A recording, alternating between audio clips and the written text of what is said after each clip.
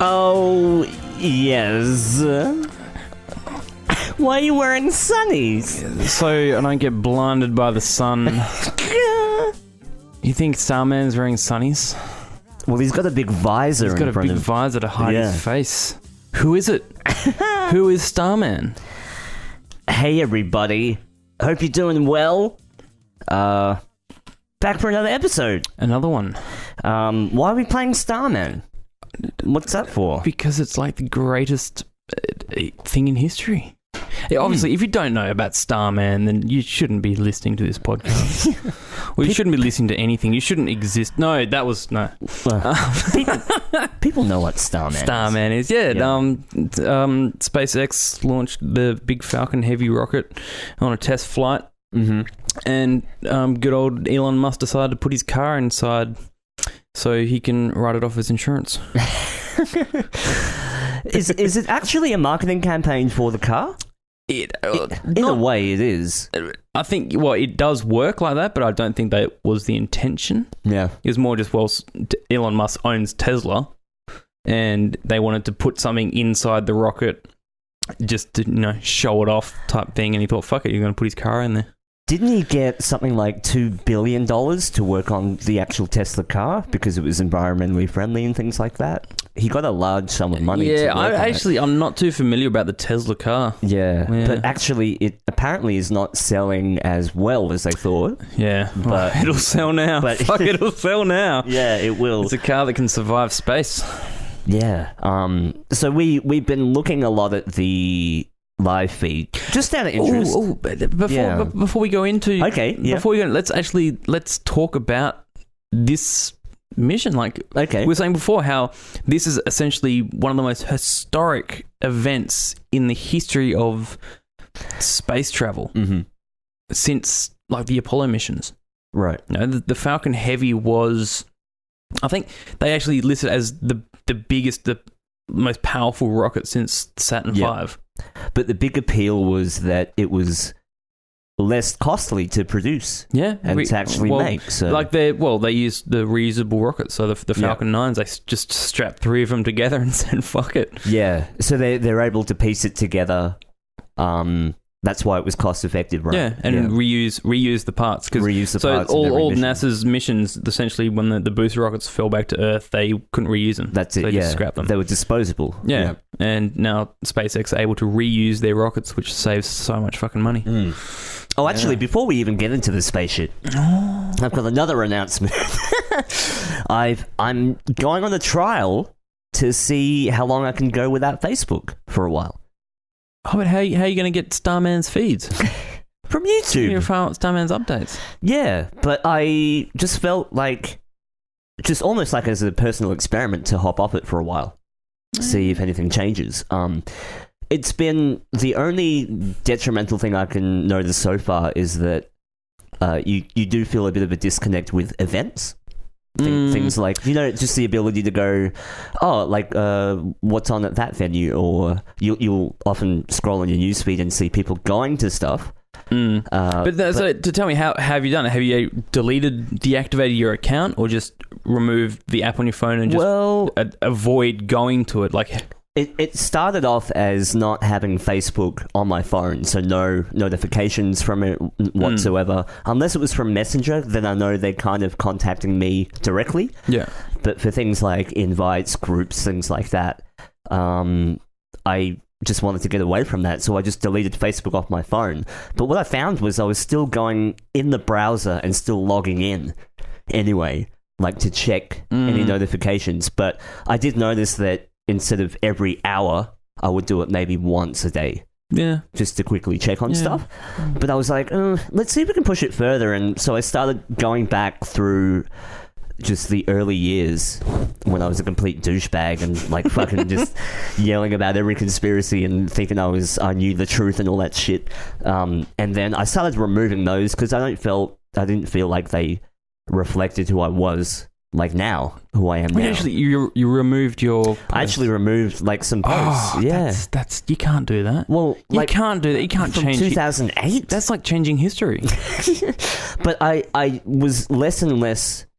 I didn't like the idea of permanent walls being up where it's just your content that just stays up. Yeah. Right. So then I started getting really into just Instagram dailies, like stuff that will run out and then you just don't see it anymore. And I liked that idea way more. And so eventually I was like, let's just deactivate it. So you've actually deactivated Facebook. So if I look for you on Facebook now, I won't find you. Find it, no. Ooh. But I hope. Well, then there's paranoid me going, I wonder if people think I'm blocking them and shit on Facebook because they can't find me.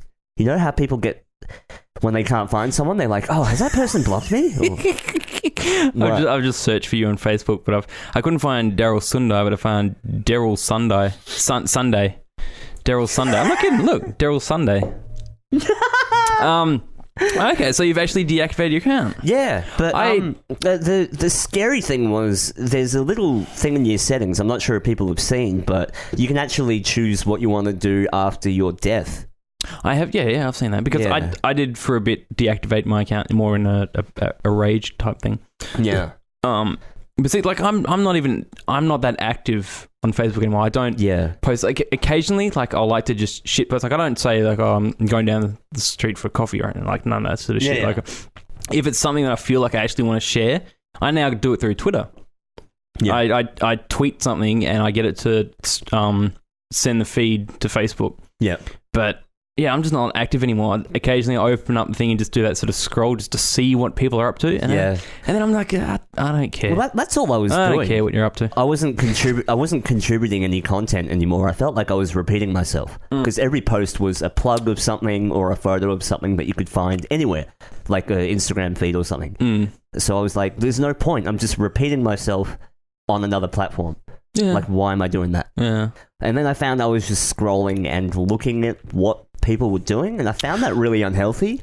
Yeah. But don't you feel like, especially with, you've got those apps where you can send the feed to multiple platforms. Yeah. Don't you think you're cutting out a majority of people that you'd like to communicate with? Yeah. And I think that was one of the biggest, the hardest things transition-wise was dealing with that. But I also ethically don't believe in what Facebook is doing anymore. Like, I think for small businesses, bands, it's harder and harder to get on the radar. Well, yeah, that's the thing. It's through the algorithm. So it's not just trying to be cool and like not having a Facebook. It's like I actually want to get the fuck off this thing. Yeah. Like, well, that's the thing. I like everyone makes an argument is that businesses and bands and stuff aren't getting like what they require out of Facebook. I never think Facebook was that. Facebook was always designed to be this sort of personal type thing, a personal communication thing, and a way of essentially a popularity contest type thing. And I think businesses tried to take advantage of the platform and use it, and then they realized that it doesn't work like that. Yeah, absolutely. I don't think it was designed for that anyway. So yeah, I see what you mean, but I still don't like how it's just the algorithms going on behind it, which prioritize certain things. How even like editorial, like publications, music publications now have to resort to posting memes and dumb shit just to get 1,000 likes. Like it's become this like you've got to jump through more hoops now in order to get that attention. And it's like, do you even really want that attention in the first place? Yeah. So well, that's why I'm much more into the Instagram now, because first of all, it's a visual thing. And it's limited in that sort of information, so you're not getting like these long shit posts of whatever. Yeah, and it's visually. It's a good thing that you can't click on links. Yeah, it's good. So people can't just spam. But you get hashtags as well, where it can show you a collection of similar hashtags and things like that, and then that's where you can find certain people or certain businesses and stuff. But just the idea of just being a straight visual feed of images and people. It's great for branding. Yeah. So good for branding where people can just put up their visual content with a caption. Yeah. And none of this fucking... Yeah, but I get that some people are probably calling out going like, well, you're just replacing one thing with another thing. But you know, I agree. Like, I do like the dailies, like I said before, where I think all social media should be temporary. Yeah. Well, that's what I've actually found myself in Instagram. Like, I used to always just post Instagram photos. Yeah. And I've got fucking like 700 and that, which is nothing, I suppose, to some people. But now, rather than always just posting an actual photo on my page or board or whatever the fuck it is, on my Insta, it's a daily. Yeah. And it's only if there's something that I want permanent or something that I want to almost remember or something that I'm sharing that stays on the actual page. Yeah. And plus, I don't like the idea of the fact that you can go back to 2008 and dig something up that you said. Like, well, you could argue that the people doing that, like, that's almost like getting rid of those photos of you with a bad haircut. Like those photos I've got of you where you got like shoulder length hair and you look like a girl. That's like you trying to say that never happened. No, it's not. And it's in a way, like for me personally, I feel like things like that should be embraced. Like you should be able to look back and go, oh, yeah, I was a dickhead back then. Yeah. But rather than people go, oh, you were a dickhead back then. But you know, you don't hold that as to what it is now. It's something to reflect on, I think. But that's not the reason. I still don't like this permanent fingerprint of stuff that you felt at the time, because social media is impulse driven, and now you're going to have a permanent wall showing all your impulses, what you said, what you thought, you know. Yeah. Well, I mean, I think that's kind of where we differ. Is I look at it as it's like a catalog, like a personal history, and you can see the evolution of a person through their personality. Absolutely, yeah. And you have that transparency of, look, that's what I thought back then, you know. But I still don't want that. I still think I don't think there should be permanent anything. You know, it should just be a free flow of information. But anyway, basically I got rid of Facebook. I'm just going to see how well I do for a month. Right, and see if there's any noticeable changes in stuff. You know, I'm still on social media, but it just felt like the right thing to do. And the second that I hit deactivate, I wasn't like I was like well, you made that conscious choice. Yeah, and then a week in, I'm like, I still don't even want to hop on it at all. But the hard thing is research. Like, even for this podcast, it's good to like hop on someone's page and what are they up to?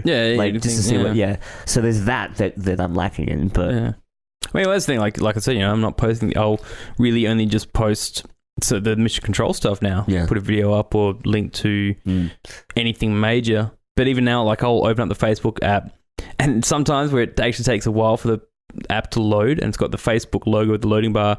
I've closed the app before it's even finished loading. I'm just like, nah, fuck, like, yeah. I didn't get my dopamine hit in time, so fuck it. Yeah, it wasn't quick enough. Yeah. But anyway, to do a full 360, Starman. A Starman. Yeah. It was. I had initially heard about it during the first couple of press conferences about the Falcon Heavy. Well, so now this is really surprising, and I kind of feel bad because I knew that the Falcon Heavy was going to get launched, and I had it kind of in my head when it was going to happen. I missed it. Yeah. It happened like 2 a.m. Perth time. Yeah, on the 9th of February, I think it was, or the 6th of February. Yep, 6th of the 9th, one of the two. Not that long ago. Not long ago. So I was frustrated that I missed the live actual launch, because I was like, yeah, this is the Falcon Heavy. This is the rocket that's going to supposedly take people to Mars, you know. But I completely was not aware of the fact that Elon Musk had stashed a Tesla Roadster, his Tesla Roadster, inside the rocket. Yeah. And not only just in the rocket as a payload, actually the fairings opened up, like they deployed the fairings, and this car was exposed to space and shot out fucking into space. Yeah. Like, what the fuck? Yeah, and even Elon himself in the press conference said the absurdity is what made him do it. Yeah, just the ability to say that he did something that ridiculous. Yeah. And you look at it and how they've got the reference to the Hitchhiker's Guide to the Galaxy, the "Don't Panic" on the dashboard. Yeah, and there's actually a little Matchbox Tesla Roadster with a little Starman on the dashboard of the Tesla. Yeah. It's like those Russian dolls. Yeah, it's like a car within a car. and now this I don't actually know for a fact. Like, they say that they played David Bowie's Starman. Now, I don't know if that was just like an audio overlay over SpaceX's stream, or if it was actually playing on the car radio when it went through space.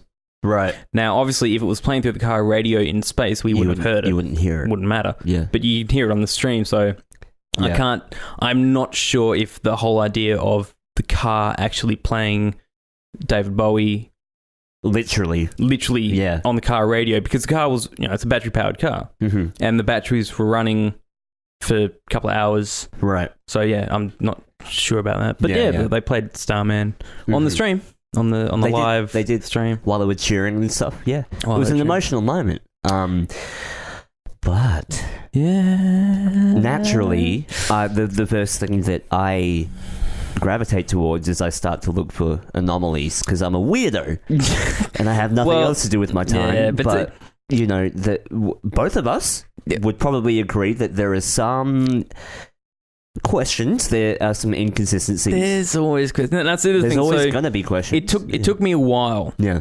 Mainly because for me, it was like, one of those, this is fucking amazing. And I'm looking at it going, this is, because people go and like Elon Musk putting a car into space, that's just absurd. This guy's obviously just fucking nuts.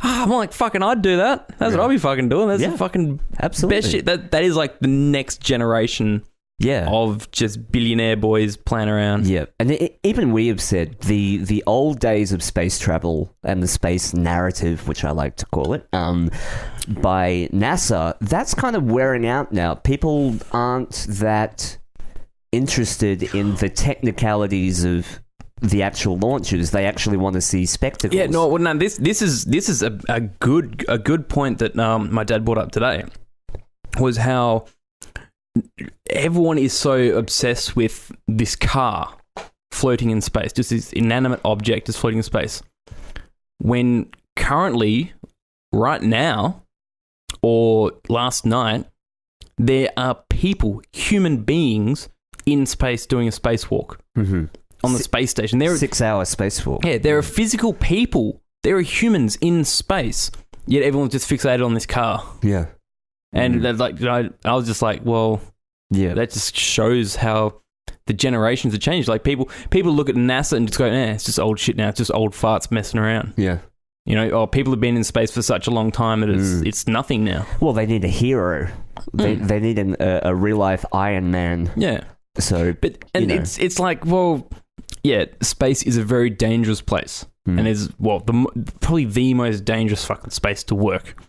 Yet people have dangerous jobs, and people get trained to do dangerous jobs. There's people that climb those fucking big towers, those big air wind turbines, fucking dangerous shit. Yeah, space is no different. It's a dangerous job. People get trained to do it, and they just do their job. So when I look at it, I go, there's someone doing a spacewalk. Well, that's their job. They're just doing their job. Yeah. Probably. There's nothing. The whole. Well, that's what I mean. The whole fantasy, the whole sort of excitement behind it is lost, because it's just become an everyday type thing. Yep. And it's just like, and there he is, and he's loosening one of the nuts. Yeah. And he's going to get ready to jettison that piece of and people just don't give a fuck. Yeah. But when they see a roadster, they're like, wow, that's like heavy metal in 1981. But that movie. But do you think that that's wrong to say that someone floating in space, doing their job in space, deserves more admiration and more, I suppose, or praise for doing his job any different to someone doing a dangerous job on Earth? No. No. Not really. No. I mean, they're trying to do that. Yeah, I mean, you look at it as, compare it to a nuclear power plant. If shit goes wrong, it's fucking catastrophic. But what are the chances of things going wrong? Very slim. If they do their job properly, I suppose space is a bit unpredictable, but at the same time, it's very predictable because they have everything mapped out and everything almost timed down to the second of how they have to do things. Yeah. And they talk about floating debris in space. There's billions of it. Well, not billions, but there's like thousands of bits of shit floating around space. Yeah. I'm not talking about satellites. I'm talking about like fucking paint chips, bolts. Yeah. Fucking gloves. Actual just whole pieces of equipment floating around. Yeah. And but apparently every single bit of that is mapped out. They can track its position.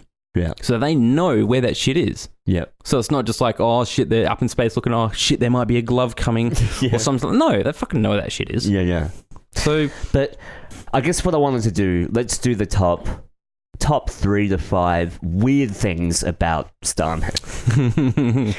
Have we actually? I don't think we've actually written it down. But I mean, because. Well, okay. No, let me start. Okay. Because this is what kind of destroyed me tonight.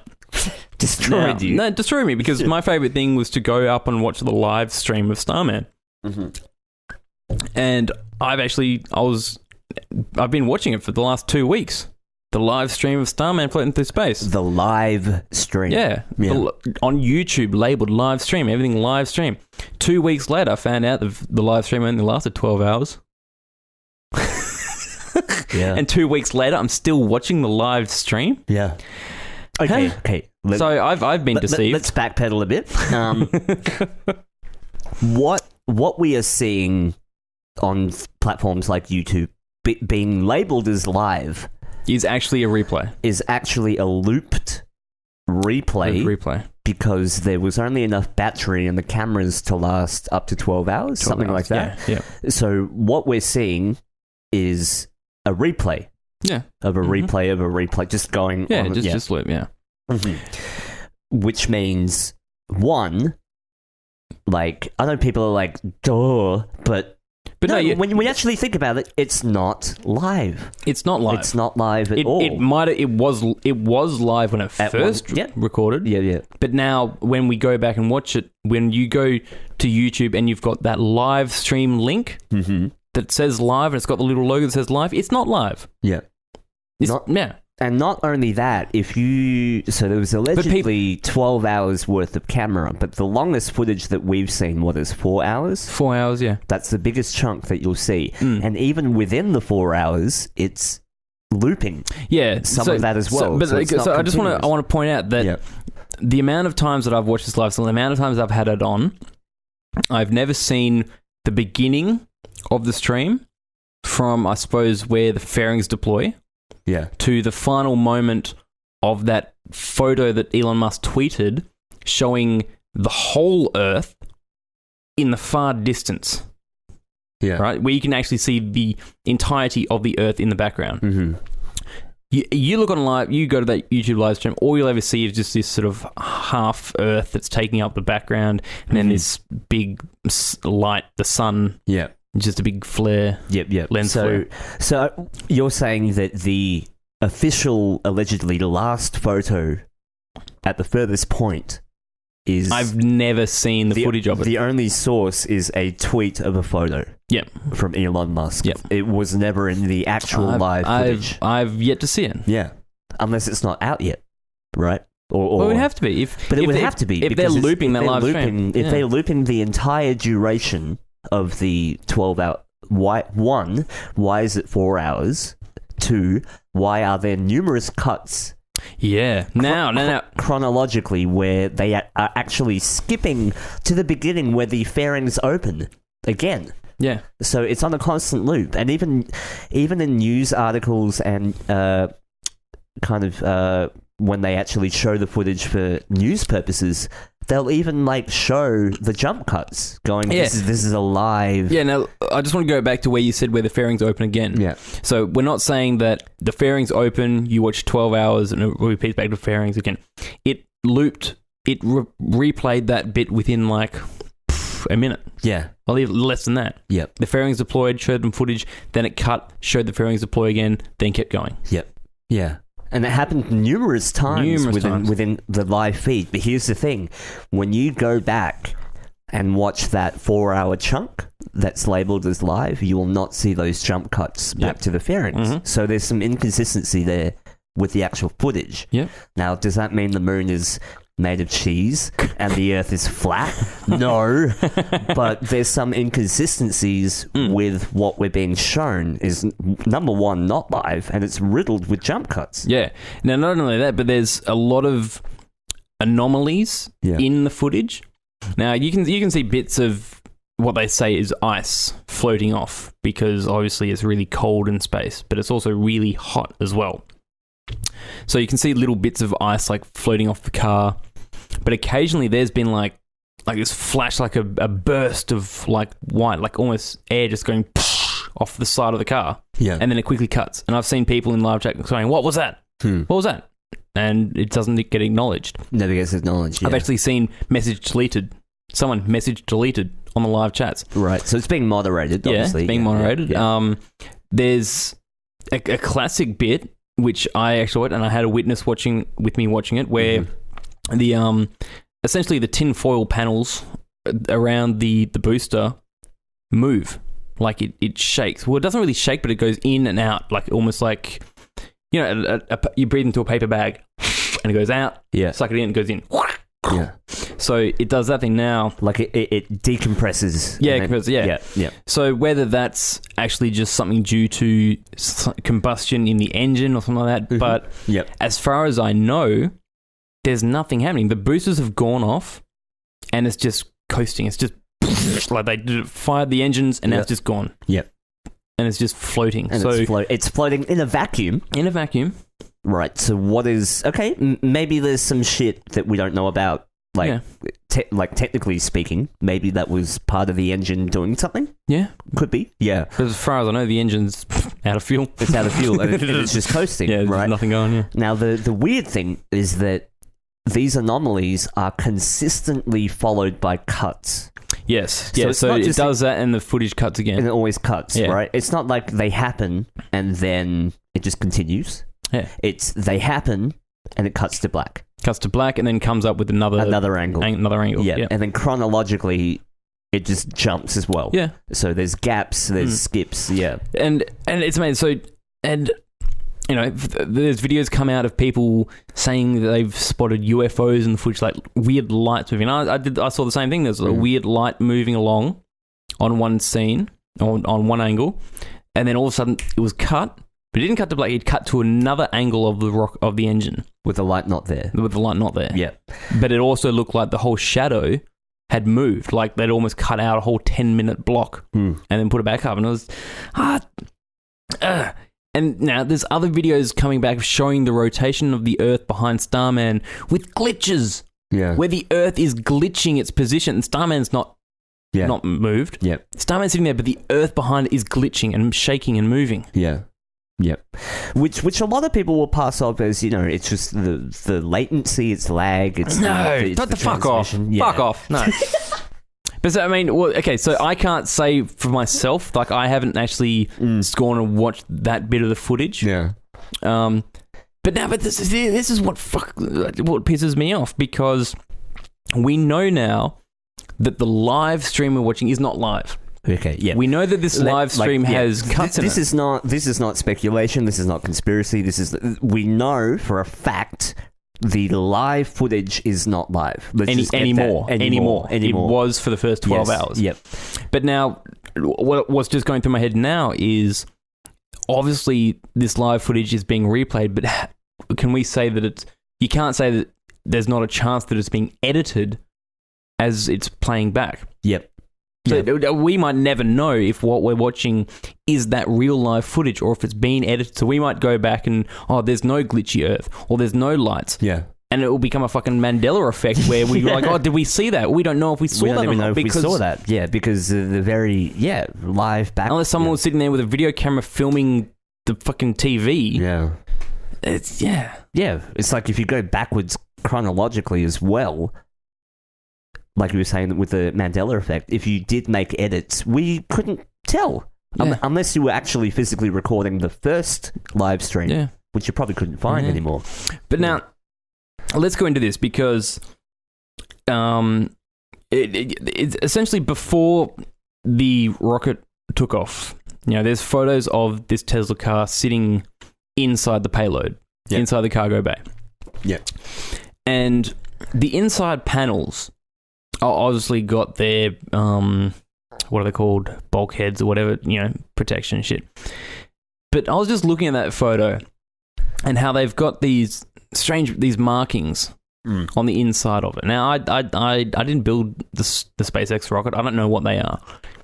But if you were to assume that they were going to try and do some kind of CGI or some kind of fakery, some kind of projection, it just looks almost like a perfect backdrop, a perfect screen. Perfect canvas. Yeah, perfect. That's a good word. Canvas to overlay something with all these positional markings. They could keep a consistent fucking and before we get shot no, we will get shot, but I do want to overlay what we're talking about in the video as well. Yeah, I'll find some photos. We can pop some photos up. If people are just listening, going, whatever, like, look, if you watch the video, our video on YouTube, we'll actually put at least a photo up or some footage up. Yeah. But just going back to that, I found that very weird as well, how, like you were saying, for people that don't know about the anomalies, there was a couple of frames where the Earth is shifting position, glitching. Yeah, glitching out, yeah. But Starman is perfectly still in frame. Yep. And the foreground does not glitch at all. Yep. So if you were using some sort of a green screen or AR, I actually think it's augmented reality more than anything. Combination. Yeah. So it has its real physics. That's the only way to simulate real lighting as well. Because you can't simulate real dynamic lighting in a green screen environment. You need augmented reality to actually simulate the lighting, the particle effects, everything, the angle of the light, the reflection, the refraction, all of that. You need some sort of a 3D engine. Yeah. So to see that glitch, it kind of does remind me a little bit of augmented reality when you do have those inconsistencies when you pan too quickly. Yeah. So, but it's great because there's a quote, like a classic, Elon Musk being interviewed afterwards about it. Yeah. And he says he knows it's real because it looks so fake. Yeah. Is that what he says? Yeah. You can tell it's real because it looks so fake, something like that. He literally says, you can tell it's real because it looks so fake. And if it was fake, we'd have better CGI than that. Well, I think it looks so ridiculous and impossible. And you can tell it's real because it looks so fake, honestly. Like, we'd have way better CGI if it was fake. And, the colors all look kind of weird in space. There's no atmospheric occlusion. Like, everything looks too crisp. Yeah. But now this... So now watching that, now I don't know if you saw that, I actually sent you the video. Yeah. That Elon Musk tweeted shortly after Starman was released, like within this first thing, where it's almost like a very candid video where he's obviously at the SpaceX control room or somewhere. He's at mission control. He's at mission control. Yeah. Sitting next to us. But he's filming it with his phone, or someone's filming one of the screens on their phone. Yeah. That shows the Starman footage. And you can hear them in the background saying, oh, we can't wait for Reddit to go up, or Reddit and social media to get crazy. And you can hear Elon Musk say something along the lines of, people are going to think it's so fake. We could have got better CGI or some shit like that. Yeah. And at the time, I was like, he's obviously just making a joke about CGI and how people are going to say it's fake. But then also afterwards in that interview to reference that same idea of being CGI. Yeah. I'm just starting to think, what if that whole idea is to play up the idea that people are going to think it's CGI, but with that reverse psychology. Well, to me, it's almost like psychological torment. It's like let's just say it is a lie. The best way to fuck with people is to literally just say the truth. Yeah. And to repeat it. But I remember that. Was that a Twitter post? It was a tweet, yeah. He tweeted it. So he tweets it, and he literally says something along the lines of, you guys need to work on your CGI. Yeah. Or someone needs to work on their CGI, something like that. Yeah. Yeah. But, obviously he's saying it in that joking sense. Yeah. But, it's... I'm not a major in psychology, but it's those kind of things that it shows almost like an insecurity. Whereas it's patronizing. It's patronizing. If this was real, the idea that it's fake shouldn't even enter your consciousness. It shouldn't even be spoken about. Yeah. You should be like, really? You think it's fake? Fuck, that's stupid, right? Anyway, let's move on. But to even acknowledge it, to come out and say, look, guys, it looks fake because it's real. Yeah. You're like, why would you need to say that? Yeah. Why would anyone that is... Yeah, who knows? Maybe he's just like pissed off with the amount of conspiracy nuts like us talking about it. Yeah, but it's also like they would have known that they're going to put up this live stream of a roadster in space. Yeah, that they were going to get some conspiracy flack from it for sure. You're always going to get yeah. And maybe they just, it's that whole, we argue, why is Alex Jones still alive? Because if they killed him, it'd be obvious, So the same thing, they just put it out there and let people essentially say that people are people are crazy, let them be crazy. Yeah. When, maybe... But it also fuels the fire. Like, look at us, we're talking about it. It fuels that friction. Yeah. It adds that fuel to it. Yeah. So that as soon as you think, okay, there's nothing to see here, wait, why did he say that? And then now we're like analysing the shit that he said. But now let's steer away from the actual Starman for a second. Let's go to the production value of a company like SpaceX. Mm-hmm. So, no, I'm not talking about their CGI employees. I'm not talking about their Blender 3D renderings. I'm talking about the footage that they use, what they use as their live stream, what they publicly present during these launches. Now, so there's usually two streams. There's the technical stream, which is just the videos with the technical voice overlay. Engine core, telemetry is normal, nominal, blah, blah, blah. But then you get the whole fucking kitty, let's all stand in a studio and raise our arms and cheer every time something happens. Yeah. It's like, and it's that's what SpaceX is now. Is this crazy fucking just... bit of a science cult, isn't it? Science cult, fun thing. Yeah. But now, the whole idea now, the central core missing the drone boat. Right. That's not a conspiracy. Yeah. The central core, so there were 3 rockets strapped together. 2 of them landed side by side at Cape Canaveral. Fucking wicked footage as well. And there's actually amateur 4K footage, which is better than fucking some footage out there. Yeah. That actually employ her. Yeah. Better than the VHS that they use on the spacewalks. Yeah. But no, so the two side boosters landed side by side at Cape Canaveral, which is fucking epic footage. The central core missed the drone boat by, was it 328 feet? 328 feet, yeah. Now, this is a 120-something tall rocket hitting the ocean at 300 fucking miles an hour, something like that. And we watched the footage from the camera on the drone boat. And there was a lot of stuff about that where you can see some of the smoke go up, and how people can say you can see the footage in the background of the presenters who are trying their best to steer away from the stuff. You can hear in the background the technical director saying, "We've lost the central core, telemetry's gone," all that shit. Now, I'm not talking about that. Yeah. Like, we all know the rocket crashed. But Elon Musk says how there's great footage of it. This could be funny if the cameras survived. How many launches have SpaceX done? How many landings have they done on the drone barges?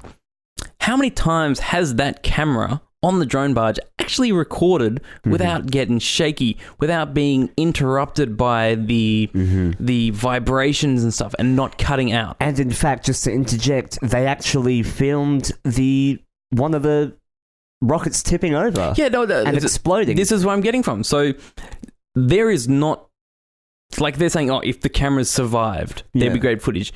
You're telling me that SpaceX, in their most epic, their most historic fucking moment, not just SpaceX, but almost in the history of human space travel. Now, people are going to say, oh, yeah, Johnny, that's a bit extreme. But no, really, when you think about it, it's not. Yeah. You're going to tell me the only footage of this central core landing on the drone boat is from that camera sitting on the drone boat that they know 90% chance that it's going to cut out and everyone's going to miss it. Why the fuck would they use that footage? We know for a fact that they use telescopic footage. You know, why aren't they got fucking drones out there flying a good safe distance away from the drone boat? Yep. With 4K fucking cameras. 4K fucking cameras. Yeah. Why would they rely on using this shitty webcam? Webcam. It pretty much is a webcam. Yeah. On the live stream. Yeah. You know, all people say, oh, because, well, no, I've argued this, how we haven't seen the footage because there's a whole investigation thing going on that they don't want to let the public. Yeah. They didn't know it was going to crash. No. How would they, why would they want to hide that stuff if they didn't know it was going to happen? Yeah. If you were going to broadcast the most epic moment in space history, you would have made sure that video wouldn't cut out. I would have hundreds of sources of video. I'd have fucking cameras all over the place. I would have 4 drones. I would have a fucking camera on a tripod on a ship offshore. Yeah. I would have all this shit for this historic moment. There they are fucking broadcasting 4K footage from a car floating through fucking space. Streaming back to Earth. And they can't get footage of a fucking rocket landing on a fucking barge on the ocean just off Florida. Yeah. Fuck off. Fuck off. I want to see that footage. I want to see the footage of that. Not because I doubt it. Yeah. But because I think it would look fucking epic. But what I'm saying is that how the Elon Musk's quote saying that the footage would be funny if the cameras survived. Yeah. Now, what they're saying, so that's almost saying like the only footage was from that camera on the barge. Yep, the one camera. It's fucking weird, man. It's fucking weird. Elon Musk can spend billions of dollars putting a fucking car in space, yet he can't put another camera angle. Just one other camera. But it was... I think we should maybe play a bit of that segment, but the reporters at the time, as it was landing... What I find weird is that they were not transparent about what was happening at the time. Like, you can clearly hear the radio transmission of saying that they lost the central core. Yeah, they lost the central core. But that's the thing. Like I'm saying, yet they stalled. They just stalled. They never talked about it. But those two presenters are like news presenters. They've got people talking in their ear. They've got the real producers, the real technical. And actually, there's another thing that Dad brought up about SpaceX, how the only public figures that we see during these launches are the two fucking hipster fucking presenters and the room full of like young science nerds and stuff. Yeah. Do you reckon those are the people responsible for putting that shit in space? No. There's probably a room of actual old men, rocket scientists, men and women. I'm not going to say, but older people that have spent years developing rocket science. They're probably sitting in a bunker. Hiding. Yeah. Being fucking whipped in the background while all these fucking young hipsters, yay! Yeah. Every fucking moment. It's a cult. It's very culty, isn't it? It's fucking stupid. But I'm not saying this to be cynical or because I doubt it. It's just like, why are we seeing so many things that just don't add up? Yeah. When it comes to space. Exactly. Like, you'd think that, you know, people are like, oh, why do you question this? You know, you should. Well, because there are questions. Because what's presented, even just through intuition. You're like, why does that not feel right when they're presenting it? Like, exactly, and I still bring up the idea that there's those 2 billionaires that have paid money to take a trip around the moon. And how I think I've said this on a previous podcast, where if those guys don't have fucking 4K cameras to prove that it's real, then it's all fake. And it's the same thing, you look, a company like SpaceX that is putting billions of dollars into this thing.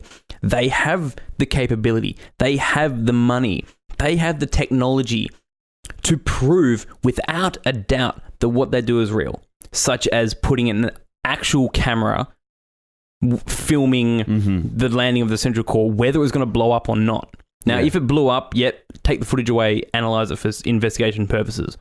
But to say that the only camera is this shitty webcam on the phone,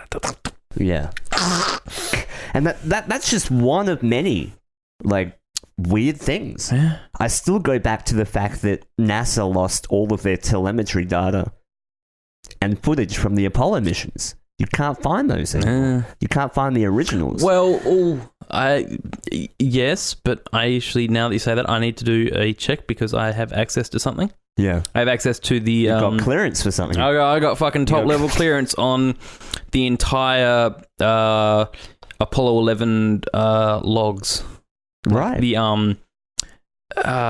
It's the voice logs, at least. The script they were reading. Essentially, the script. No, it is all like, actually, it's a document like fucking that thick. Yeah. Of every, just the constant communication. Back and forth, yeah. Yeah, and I can't remember if there's a bit of telemetry data in that, but I'll actually check that out. Yeah, maybe check it out. Yeah. But once again, you've got a pinnacle moment in human history and they somehow lose it. Yeah. If that was the police and they lost evidence for a murder case, they would be fired. They would be in jail. They would probably be everything, analyzed. And yet, an entire fucking private company. Well, it's private. Can lose the most pinnacle moment in human history. Sorry, we don't have the original tapes. Yeah. So all you've got to look at is literally pretty much a TV version from the 50 years ago of what actually happened. Yeah. Here's a question for you. What was Neil Armstrong's first words when he landed on the moon? One small step? No, what's do you know the whole line? What's the whole line that he says? One giant leap for mankind? What do you mean before that? Or? No, those the famous words. What are his famous words? It's one small step for man. Yeah. One giant leap for man. No. Yeah. Okay. So that's what happened. Yeah. It cut out. It cut out. It was saying mankind. But he says one small step for man. Right. That's not what he said. He said that's one small step for a man. He said that's one small step for a man, but the A actually got cut out. Right. Yeah. So when we hear it, we hear this like thing like that. Yeah. But he claims that he said, and I think it's actually logs, it's one small step for a man, one small step for mankind. Right. But everyone knows it as one small step for man, not yeah. Anyway, just a bit of a trivia. Man, people are going to think we're crazy. But you know what? But okay, no, let's... But here's the thing. I don't hold any belief system. I just have the questions, and I like to point out where it's like, okay, that literally does not add up. Yeah, but like I say, I choose to believe that Starman is in space. Now, remember there's a video of the guy that's actually taken the telescopic images, and you can see this Starman. You can see the dot tracking through space. Apparently in the same position, yeah.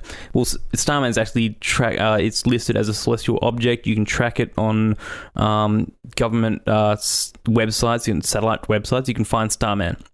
I think he's even on Flight Radar. But until he crosses over that patch in the Pacific where it disappears. Yeah. But no, so I choose to believe that it's real because it's just one of those amazing things. People might say it's ridiculous to put a car in space, but come on, we're living in 2018. What else would you fucking put in space? Everything's ridiculous. Funny shit. Yeah, exactly. Yeah. What people might have thought it was ridiculous when they put the Voyager Gold records out with like that old timey jazz music. You know, we look at it now, like, that was fucking amazing. And back then, it's like, hey, let's pull a record out in space. That'll be funny. Yeah. But so you choose to believe it's real? I choose to believe it's real, but what annoys me is a lot of the doubt due to, these questions. Yeah. These things where I look at it and go, like, I want it to be real, but why don't I feel like it's real? Yeah. Why is there something that's not right about it? Something that's very unsettling about the whole thing. Yeah.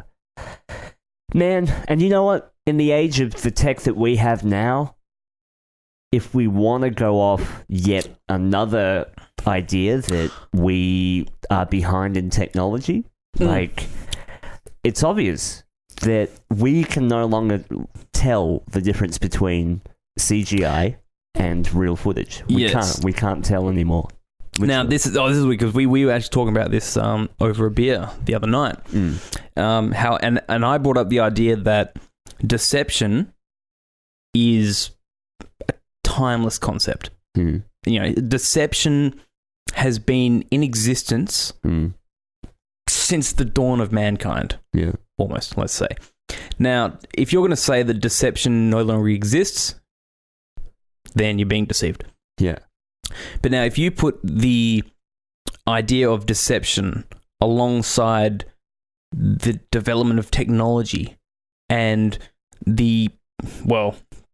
my idea of the evolution of the human consciousness and the human just psyche, and you put all that shit alongside,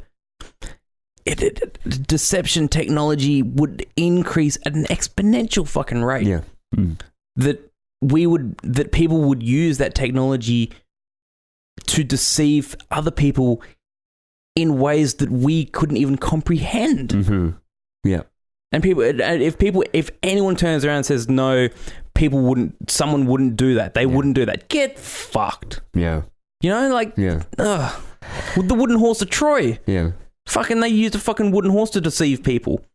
And now we have this technology nowadays, what we say is public knowledge technology. Public domain. Public domain technology. The stuff that's really used to hold this grid up we'll never know about. Yeah. Absolutely not. Yeah. Yeah. So the idea that millions, billions of people could be deceived through this fun project of putting a car in space is not very far-fetched. No. And I think you brought up the point that there is no amateur public video of the launch. Yet something like there were 100,000 people in attendance. Yeah. Yeah. Very weird. We found videos of the landings up. I don't know, but maybe we actually have to look.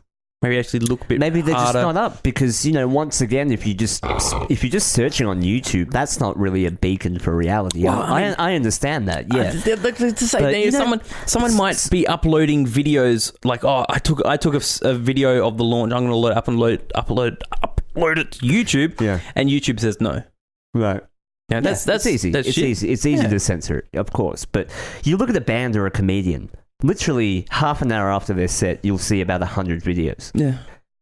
And yet this historic moment, you cannot find another video except for maybe 2 or 3 civilian ones taken on iPhones or something like that. Civilians, my ass. Yeah. So it's weird. Like, things don't seem to add up. Yeah. Where they should be adding up. Essentially, if we were going to say that this is real and that there is no possibility of a deception, then there would be no doubt in what's happening. Right. Yet the fact that we have this doubt points to the idea of the possibility of a deception of some kind. Yeah. Or we're fucking crazy. Yeah. But these are not crazy questions.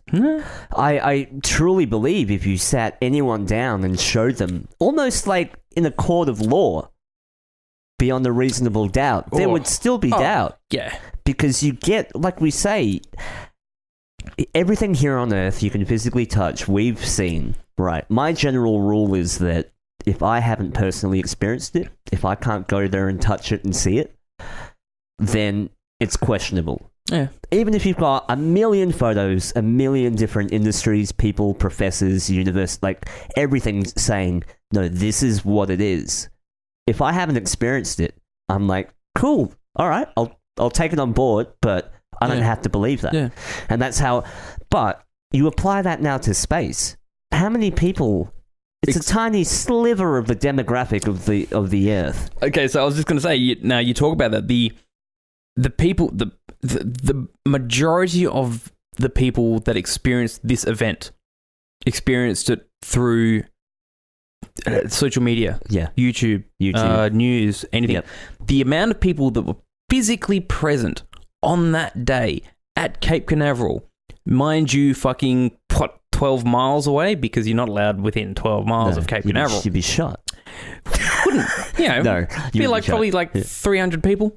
Yeah. And but I wouldn't be surprised if a lot of them were government or military personnel. With clearance, yeah. With clearance being around the thing. You know, you look back at the Apollo, you know, these are people standing at the same site the Apollo launched, a site, Launchpad 39A. Where, you know, you saw the old time videos of people sitting there on the bleachers watching the fucking Saturn V guys. Same place.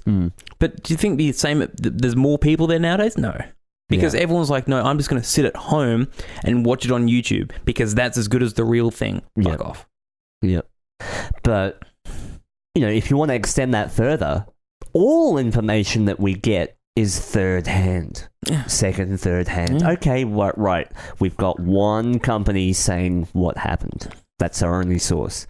And that company happens to just be the public domain one. So it's like, we're literally basing our history off what this little dodgy company does. So they could say anything, and we would have to take their word for it. So it's not... We don't have to take the word for it. We don't have to, but this is my point, I guess, is that this is not... I don't see this as crazy. I don't see looking for anomalies and going, that doesn't add up. I don't see that as being a crazy person. No, I actually see that as probably... Right, fair enough. Yeah, you could go down the road of being too paranoid, right? But guess what? Like, it's just, I thank God that there are people still questioning it. We need it. Don't say that word. But anyway, it's that whole idea of... God. Profanities. The common sense. You know, people don't use common sense anymore. They use Google. They use Siri. They use... It's like they... rely on someone else to pose the question and give them the answer. Yep. It's like common sense is out the window. People don't use it anymore. Well, I wouldn't say common sense, but just the act of going, okay, that's a fact. Essentially, let me break that down and just work it out. That gut feeling. Gut feeling, yeah. We don't do that anymore. We literally go, what is the answer to this? This is the answer. Okay, Google, tell me the answer. And then we just don't question it. Yeah. We don't even think for a second that, hey, if this is a machine, can all the information not also be manipulated? Yeah.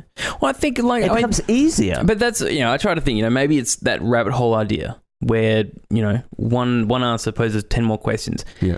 And I know I've done it many times where I've looked for an answer and I've just gone down that rabbit hole, which can get scary sometimes. Yeah. And I think it's almost become a subconscious thing where people just accept the answer because they don't want to go down the rabbit hole. Yeah. Because of how consumed you can become by this doubt. Yeah. And I think that, well, you know, this would be me becoming crazy, but you'd think that that's where if there's people in control of a deception, they would rely on that idea of people not wanting to question it. Yeah. Yeah. Mm-hmm. Space is too big. Space is so big that you would never comprehend what's there. So just focus on what you've got in front of you. Yeah. Or as Eddie Bravo says from 10th Planet, even though he's fucking crazy sometimes, but he's basically a jiu-jitsu guy, friends with Joe Rogan, but he was like, it's a circle, so people kind of give up. Yeah. You know? It's like, look, it's round. If you keep going that way, you'll end up in the same place, so shut the fuck up. Well, like, you know what I mean? It's kind of that, it's a very defeatist thing. So to even think about, okay, maybe all that stuff that's out there is not real and it's just this, seems fucking ridiculous in a sense. I mean, like, so you've got people like Neil deGrasse Tyson telling people how big the cosmos is and how huge everything is, and almost being a bit patronizing in the way of saying you're not insignificant, but you are. Yeah. In a way. Mm-hmm. And it's that idea where people are just almost so overwhelmed by this idea that they just don't want to think about it. Yeah. Now, I don't want to get flat earthy here, but you'd think about that idea of if you travel in the same direction, you will always end up at the same spot. Now, if I was a teacher of some concept back in the old, let's just say, because the earth used to be flat in the minds of people, all right? And then it became round somehow. If you were going to fuck with people's minds, if you were going to plant the seed of doubt, you just tell them you go around in circles. Yeah. You tell them that life is just circles. Yeah. And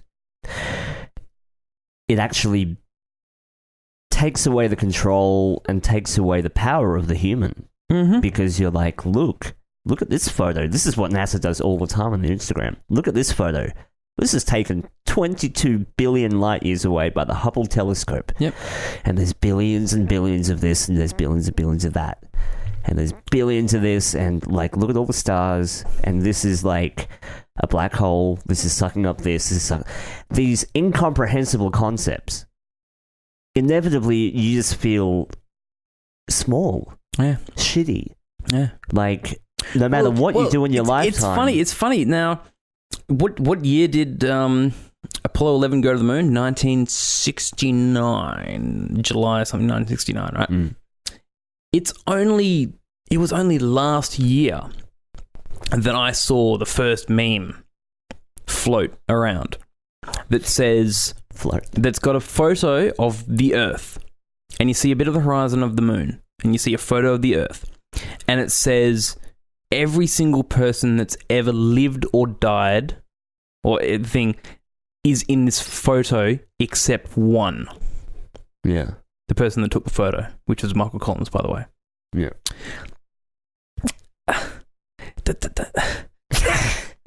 You'd think that when that photo first surfaced back in the 70s, that would have been the caption. The idea that you've taken a photo of every single person that has lived or died, that Michael Collins would be fucking given the Pulitzer Prize for fucking photography. Yeah. But back then, it was just taking a photo from his job, from his work desk. Yeah. But now, only recently, it was only last year that I saw the meme pop up, and it almost became it became a viral thing of people posting, sharing this, as if the fucking photo was taken a couple of years back. Fuck off. Yeah. Grow up, people. Yeah. That's if it's a real photo. Yeah. But I don't know. Look, we explore this shit, but I don't. I go back to what I said before. I don't think it's crazy. I might be the crazy one, but I don't think it's crazy to think like this. No, that's the thing. Yeah, believing is something else. Yeah. If I'm claiming, I know what it is now. Yeah, that's crazy. Yeah, but we're going. Wait, this kind of feels weird. It's different. Yeah, it's completely different. I personally like to think that if you completely deny something or completely accept something, those are the two extremes far worse than actually wanting to understand. Yeah. Whether, even if you were to find the answers to prove that you were completely wrong, I'd prefer that. Yeah. Over just accepting or denying without that desire to question and want to know. Mm. And what I've noticed socially as well is the parroting. The parroting is so strong. It's like people will just regurgitate literally, dude, do you see that car in space? That's fucking crazy. And I'm like, yeah, I agree. How much of it have you watched? And they're like, I just read about it. Yeah. Just read a tweet. I watched the live stream. I just saw a tweet about it. It's like, that's cool, dude, but like people give us shit because our sources are the internet, but so are yours, bitch. Yeah. So are yours. You're reading the same shit, but from different sources. Yeah. How the fuck is your news more real than ours? Now, this is a good point. And someone will actually say, well, don't use the internet. Go to a library. Read a book. Yeah. How? Explain to me how a book written by someone is any different to something written on the internet. Now, people will just say, well, because it's the internet and anyone can put stuff on the internet. Yeah. Well, anyone can put shit into a book. Yeah. A publisher can choose you just need what's money, going to go man. on the shelf. You got money, I can write a book about how fucking green this tablecloth is. It doesn't matter. No. History is written by the winners. That saying is not just a fucking concept. Well, yeah, obviously, yeah. A book is just deception in the hard copy. Yeah. Yeah. Like, to think that a book is any more reliable. Yeah, it has cited sources, bro. Like, a bunch of professors from a uni just all unanimously agreed on one thing. But that's a good thing as well. When people go, well, books have cited sources. Okay, you read a book and it's got these sources. Did you go to that source and ask that person that question? Do you know that source? No. Yeah. You're just accepting what has been written in a book the same way that you accept what you watch on a YouTube video. Yeah. Fuck off. What? Yeah. So, yeah. So the point is, like, what we're doing is no stranger to how you guys are studying and reading facts and exactly. shit. It's the same. I don't even see a disconnect because I still look at people that look at me as crazy, but I'm like, I'm still on your side, though. Yeah. I'm still on your side. And just because I'm questioning doesn't mean that somehow I'm against you. Yeah. See, I like to think, if anything, reading something on the internet is more, I'm not going to say reliable, but more potentially honest than something you read at a book transparent, because anyone can fucking build a website and write something, put it on the website. Yeah. But then, that still opens up that door of, well, yes, they can put anything they want. Therefore, anything they put could be fake as well. Yeah, absolutely. It could be the faking hoaxes, After Effects videos of the thing, Yeah. I don't doubt for a second that conspiracies in it of itself can be a way to fragment the public, and to divide people. Yeah, and I think that's probably where you and me might agree on, is where you've got... it's hard to know what is real or not. Whether what we read, what these YouTube videos or these books or anything, news articles, everything, they could be real. They could be from honest sources, but they might not be from honest sources. They might the conspiracy of the conspiracy could be a conspiracy. You know what I mean? Yeah. But what is being lost is the gut feeling. Yeah. Well, they call it controlled opposition or counterculture. Yeah. So disinformation, the whole sort of purposely. If you can't control it, well, flood the whole internet with bullshit conspiracies. Yeah. That's the way that you dilute the actual true ones, so that they all look fucking stupid. Yeah.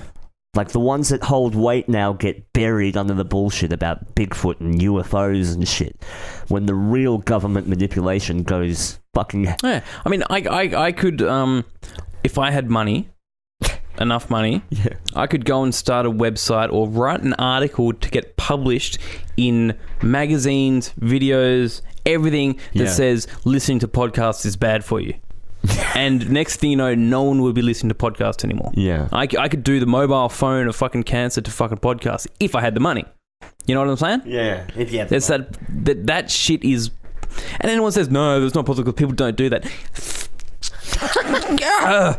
We've already explained this. Well, so I want to bring it back to... I think we got a little bit sidetrack. Ooh, a little bit not sidetrack, but I think it's all relevant. Very it's all relevant. Passionate about it. But no, so let's say that Starman is... Let's say that this is real.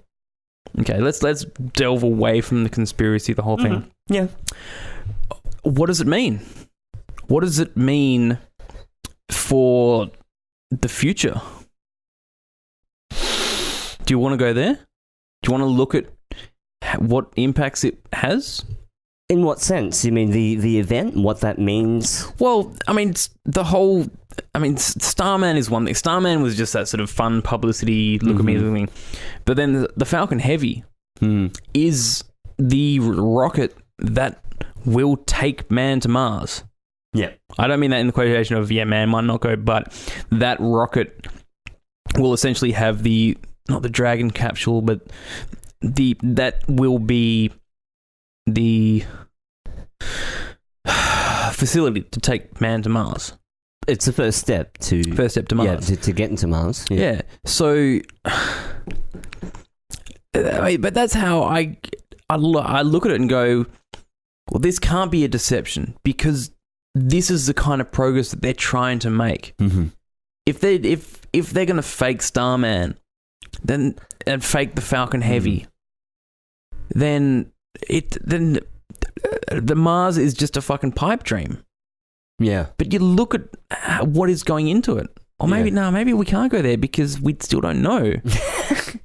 Well, okay.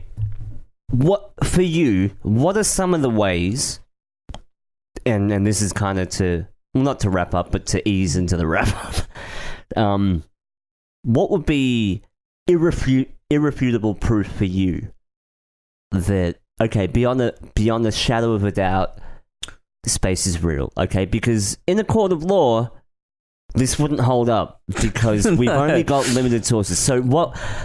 Okay, I'll answer. One thing is if space travel goes public. So... Well, no... a regular civilian can go up into space. Yes. And I'm talking about actual space, not low Earth orbit, but space. Until that happens... It's still up for debate, in my opinion. And this is what we discussed beforehand as well at the pub over a beer. And people say, well, someone is doing that. Those billionaires are going to space. Yeah. Now, how many people have billions of dollars to just throw away on a trip around the moon? Not that many, right? Yeah. So the amount of people, yes, it might be public. If you have the money to go to the moon, you can go to the moon. But the amount of people that have the money to go to the moon are not that many. Yeah. And you think about all the training and all the medical stuff and all the shit they have to go through to do that. And you're telling me you can't fucking deceive 2 people? Yeah. Let alone fucking billions of people? Yeah. You can't pump those people full of drugs and put them in a fucking room with a fucking 3D projection around them? No, fuck off. You know what I mean? That's getting so wacky. Holy shit. But you know what I mean? Like, well, they did it in the... okay, I'm not going to cite that movie because it was fun, but they made someone think that they were in a plane and they kicked them out of the plane through a thunderstorm. Turned out the whole plane was just in a warehouse on a fucking gyro and he jumped out and landed on a fucking beanbag. Yeah. But to him, he thought it was fucking 30,000 feet in the air. Exactly, because he didn't know. Yep. You do the same. There's the TV show, not The Expanse. It starts with A, where there's people living on a space station. Yeah. And like 3 generations lived on a space station. Turns out the whole fucking space station is inside a warehouse and it's just a simulation. And they don't know that they're in inside simulation. Yeah. So you could easily take 2 people, use their billions of dollars to fake a trip around the moon, film it, tell the people it's real. Yeah, easy, right? You could. It's not beyond the realm of it's not impossible to do that. So to say to make it public, wouldn't just have to be public; it would have to be affordable for lots of people. Yeah, for the majority. That's what I mean. Yeah. So I could go up there and take an Instagram daily in space. Yeah. Then I'd probably believe it. Yes. But to give it to a sliver of people with billions of dollars, nah, fuck off. Yeah. So technically, I mean, I'd like to say the only way that I would know space is real if I went there myself. Mm. And to tell you that's kind of true. You can't know that shit until you experience yourself. I know America's real. I went there. We've been there, yeah. I know London's real. I went there. Mm-hmm. You know, I know fucking Bunbury's real. I've driven down there. My feet were on there. Yeah. Once you get to literally higher elevations in hierarchy and physically, it's like, we're not going to know. Yeah. We're just not going to know. Yeah. And we're given the information. This is what it looks like. Here is a telescope photo. Here's something from the Hubble. This is some footage. We're just given shit. Mm. And we have to literally just take their word for it. That becomes that whole sort of idea that where, you know, we were at one of the lowest points on the planet at Badwater Basin, Death Valley, Nevada. Mm. We stood there at that salt basin, and then we drove from the lowest point up to one of the highest points. So you just have that gut feeling that you know that there's almost this wouldn't even know how to explain it, just this thing that you know, that shit's been there for billions of years, that this planet has molded through billions of fucking years. Mm. That to say that the space and these other planets and stuff don't exist kind of contradicts that feeling you get from being in a place like Badwater Basin. Mm. For me, that was, you know, like I was like, if this shit can exist, then the possibility of other planets, the possibility of suns, of atoms, and all that sort of shit must exist as well. Right. I can't look at it and go, well, I can go to America, I can go to any part of the world, but space does not exist. Mm. You know, you can look at the makeup of atoms, you can look at how everything interacts with itself. But I wouldn't say I wouldn't say that is evidence of it not existing. I'm saying everything from that point onwards, there's doubt. Yeah, well, it's questionable. That's all I'm saying. Okay, now this is actually good because I actually read today, which I went and went, what? So you can actually simulate this in programs and stuff of the Milky Way galaxy that we live in and the Andromeda galaxy in how many years? Billions. Fucking billions and billions and billions and billions and billions of years. The two galaxies are going to collide. And there's programs that simulate. You can watch YouTube videos of real fucking simulations and stuff. Yeah, whatever. That show that the two galaxies will eventually collide and get sucked into each other. And the two black holes at the center of them all will hit each other and then just eject out and everything will be fucking shit. And I read an article today saying, well, actually that might not happen. No, I should, you know, like an article that, I can't be fuck finding it now, but it actually, where they said, we might have actually miscalculated and the two galaxies might not collide. Yeah. What? Well, at least we don't have to worry about it now because, fuck. Yeah. So, I don't know. It just seems like, especially even with the obsession with science fiction now, how things like Star Wars and Star Trek, like everything that we know to be the pinnacle of science fiction, it all stems from almost the insatiable desire to want to believe that there is endless possibilities out there.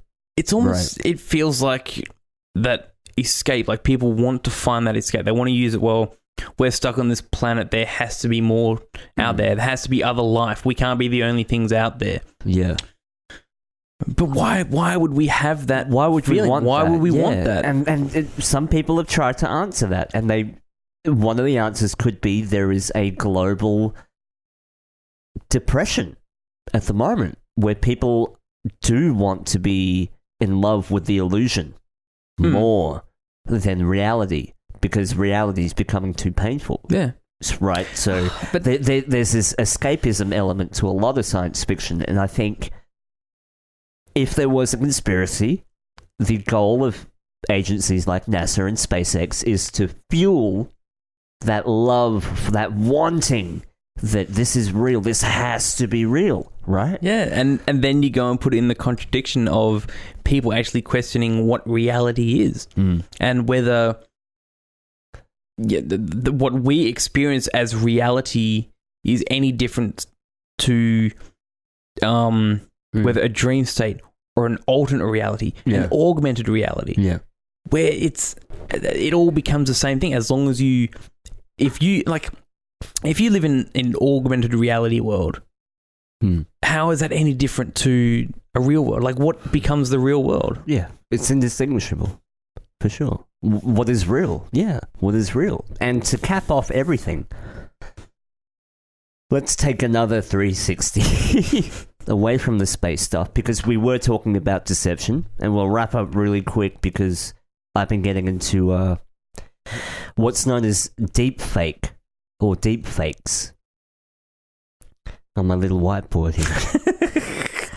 Deep fake. Wait, did that say porn? It says porn on it. Deep fake porn or deep fake AI. So deep fake. Explain to me this deep fake porn. So you know about Google's neural kind of imaging system? Remember that?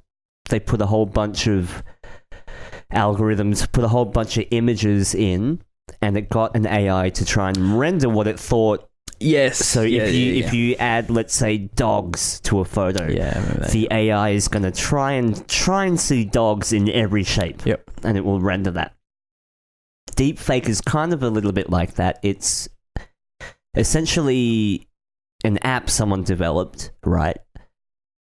Well, that was more of the product of it. The concept was deeper than that. But an app someone developed where it could map a face and you could replace that face with anything you want. Right.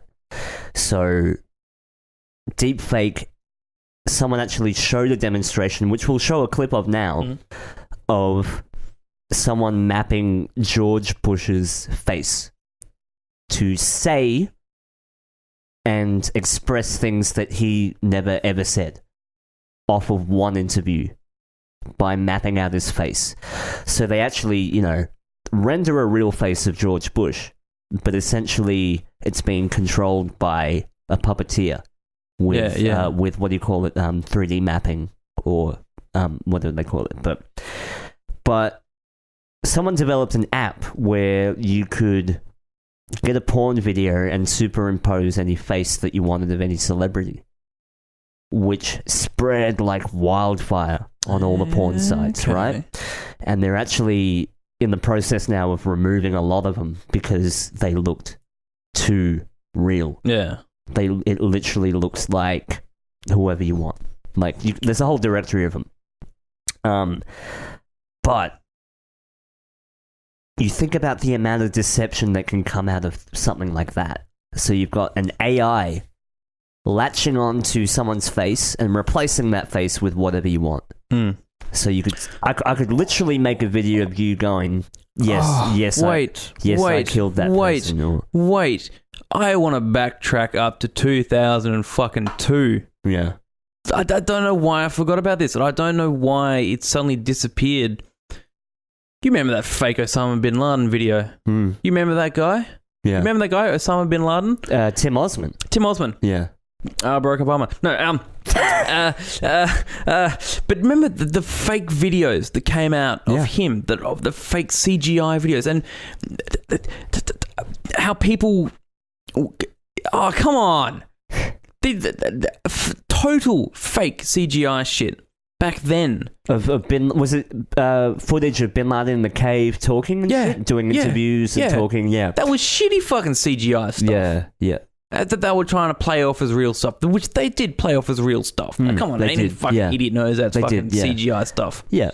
That was back then. My fucking theory is that this app that came out, the deep fake porn, whatever, it's being sold as this new thing. Oh, this new wave of deception coming out where people have been animating faces to say I think this was around fucking ages ago. Well, I was just gonna say, it hasn't Apple released it as a public app now where you can put bunny ears on yourself and make yourself into like a little a doggy thing, and you move your mouth around and it mimics your mouth and stuff. But that's public. That's public now. That's public stuff. Yeah. Those are the animojis they call it.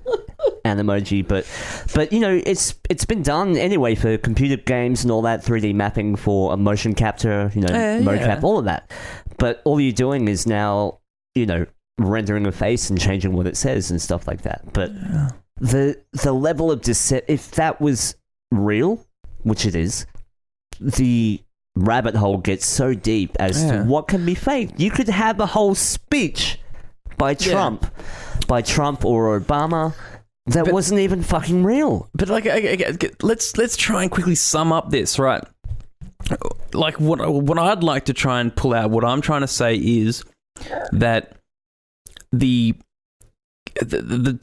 tools and the capability of deception in our current modern times is so fucking possible, apparent, and with beyond doubt of a possibility. Like it is able to be done. Yep. Now, someone might turn around and go, "Well, yeah, we have that technology, we have that stuff," but no one would do that. Like, we don't have those. I can't even say that with a straight face. That people would not take advantage of that if they wanted to. And there are crazy people out there. There are real people. When we go into mass shootings in America, we say that all of them must be fucking Kool-Aid drinking puppets, Illuminati controlled robots. But no, there are some crazy people out there. Absolutely. And it's not just America. There's shit in other countries. There's some guy slashed some chick's throat down in Bunbury or somewhere down there the other week. So there are actually crazy people out there. Mm-hmm. But now there are... That's probably psychotic. Yeah. I don't know how to determine that. But there would be people... There are people out there that have the power, they have the money, they have the something wrong in their brain, or not even something wrong. Like, that makes it sound like they're mentally challenged. No, they just have that. Yeah, I can't even describe it. Yeah, and then to give them access to these tools and stuff. They're willing to do whatever it takes to maintain their power status or their control. It's why wouldn't you? Why wouldn't you use this for your own advantage? Like, to think, like, people are going on about cyber terrorism, or people can steal your fuck that. Fuck people stealing your bank details. How about faking a speech by a president? That's next level shit. Yeah. That's where shit's gonna go. And do you know what? Nerds are gonna rule the world. Little weedy nerds that never got laid. Yeah, they're the ones that are gonna do this shit, and they're the ones in control. But look at these things, like the false flags. All the shit, the Gulf of Tonkin and stuff, the fucking, even Napoleon fucking times when they were fucking tricking people into starting wars with people and stuff. Look at what we've got. It's crazy. It's crazy. I can't even. Yeah. I can't even finish that sentence. But the potential now for deception it's skyrocketed. Yeah. It's completely I could show you a CGI film of something that happened. But now it doesn't even have to be real. It suddenly just dawned on me because I was thinking about Paul McCartney. And the fake one or the real one? No. Well, let's just say that he was fake, and there's a good documentary about it. I'm not going to go deep into it, but one of the arguments as to why they replaced Paul McCartney and didn't let the public know was because of the chaos and what they thought would be mass suicides over this idea that Paul McCartney had died. Now, I'm just trying to think, what if the deception, let's say Starman is a deception. Or let's say that some of the shit that we see Trump say, or some of the shit we see on the news, let's say that it became apparent to the world that there was some kind of deception happening. I fucking dread to think what would happen to society. Oh, people would just start burning churches. People would fucking destroy skyrise. It would. It kind of scares me. And I think that. We can say without a doubt. We'd have to be completely fucking crazy to say that this idea of deception does not exist. Yeah. If we would just turn around and say, look, we are completely fake. We are fake. Yeah. We are faking ourselves. Yeah. And none of this is real. Then that's one thing. But I think we've kind of got to. I think we can say that there's a possibility. And the bad thing is, normal, balanced people will look at conspiracies and go, "Why would anyone deceive like that?" And I'm like, you're not aligning with that because you're a good person. Yeah, you're not in that position. You are not in the arena with these sociopaths. You don't know what's possible. Yeah. How the fuck can you say, why would the government in America in the 70s shoot up black people with syphilis? That fucking happened. Yeah. Tuskegee experiments. If people Google that, but that's just one thing. But my point is that people are always trying to align with crazy theories with their own idea of what's possible. Yeah. So to say, why would people lie about that? That's silly. That's a perfect example of human behavior. Is just taking what we know and taking what you see and trying to compare it to what we know. And that's the shit that happened with the fucking Bible. Yeah. Egypt, ancient Egypt, everything, anything. We look at stuff that we are not in that position to compare, and we compare. Yeah, we still do. Yeah, it still happens, and it's. So you think?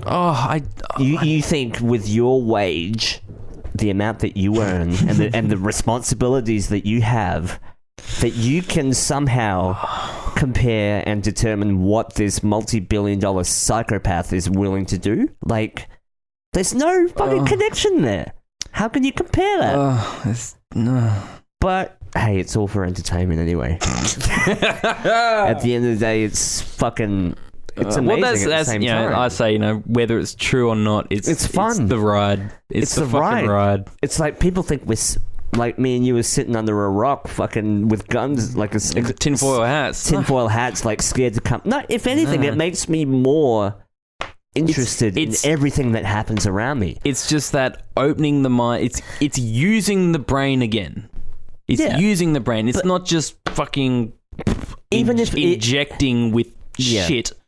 But even if I'm wrong, which I probably am, even just exercising that muscle of going, that feels weird, let's look that up. Yeah. Okay, cool. Oh, that wasn't... Okay, cool, that's fine. All right, that looks weird, let's look... Okay, that's bullshit. All right. Even just doing that is worthwhile, but people look at us like we're crazy. Yeah. Like, why would you look for things like that? Like... anyway. Entertainment. Wow. Oh, well. Have fun. It's just all fun. Fuck it. This is just entertaining anyway. Use your heads. This is for entertainment. Be real. Yeah. Be real. That's what I like. Whatever real is. What is real, Johnny? We'll go into that in another episode. Oh, yeah. Thanks, guys. Yeah. missionctrl.com.au. Thanks for listening. Yeah. Yeah.